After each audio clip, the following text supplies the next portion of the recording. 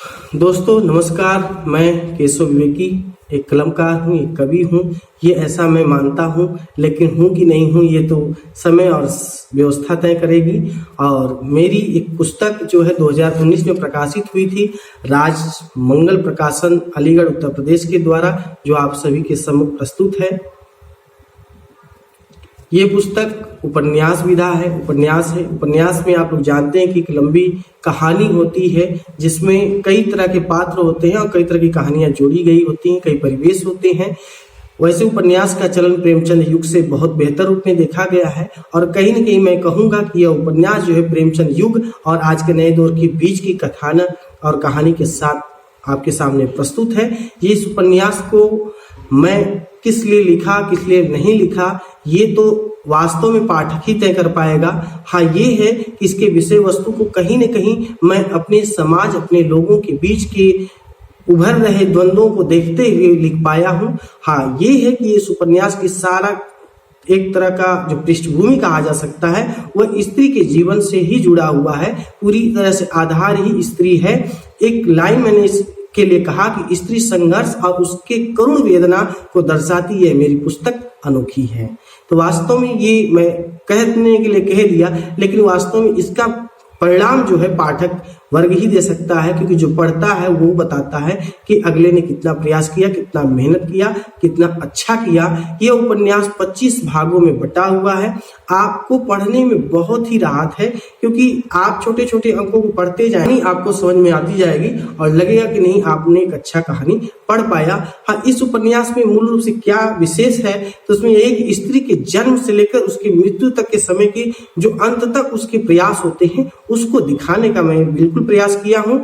इसी के साथ साथ उसके साथ पुरुष कैसा व्यवहार कर सकता है यदि अच्छा रहा तो, यदि उसके अंदर हीन भावना पहले से है तो वो भी वहां कैसे उसकी प्रतिक्रिया हो सकती है, इसका भी पूरी तरह से निरूपण किया गया है।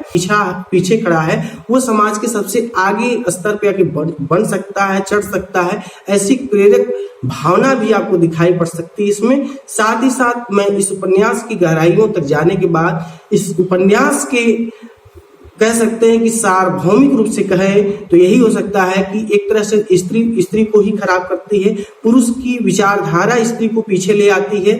साथ ही साथ समाज में रूढ़िवादिता जो व्यवस्था है उसके लिए वो जिम्मेदार है कि वो किसी को आगे या किसी को पीछे करती है। तो ये उपन्यास आप इसलिए न पढ़े कि एक किसी ने आकर के वीडियो के माध्यम से कुछ कहा है, बल्कि इसलिए पढ़े ताकि आने वाले समाज में, आने वाली पीढ़ी में एक अच्छा परिवर्तन हो, समाज को एक दिशा मिले और साथ ही साथ व्यवस्था में सभी लोग शिक्षित हों। स्त्री, पुरुष या बच्चे किसी के मामले में अशिक्षा का किसी तरह से होना ये समाज के लिए मानहानि का ही बात है। इसलिए हमें आगे आकर के पढ़ने की कला को आगे बढ़ाना है और इस उपन्यास का लाभ लेना है। इस उपन्यास का जो अंतिम मैं बिंदु कह सकता हूं तो यह है कि स्त्री के दुखों का अंत ही उसके अंत के साथ होता है। स्त्री के दुखों का अंत उसके अंत के साथ होता है, इसलिए इस उपन्यास की कहानी का भी अंत दुखांत हुआ है।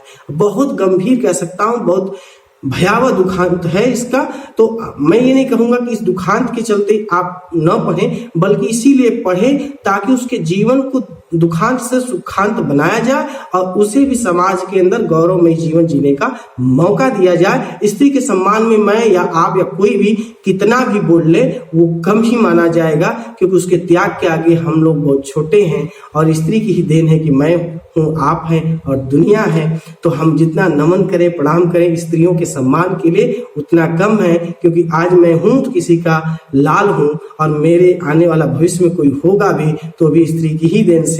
इसलिए स्त्रियों को सत नमन, सत बार नमन है। इस उपन्यास को पढ़ें और ज्यादा से ज्यादा प्रेम और प्यार दें। आप सभी की समीक्षा का मैं स्वागत करता हूं और सभी का आभार व्यक्त करता हूं जिनके द्वारा मैं ये कर पाया हूं और आप तक पहुंच पाया हूं। साथ ही अन्य प्रकाशक और माँ बाप, पिता, गुरुजनों सबका आभार, धन्यवाद, बहुत बहुत धन्यवाद। नमस्कार।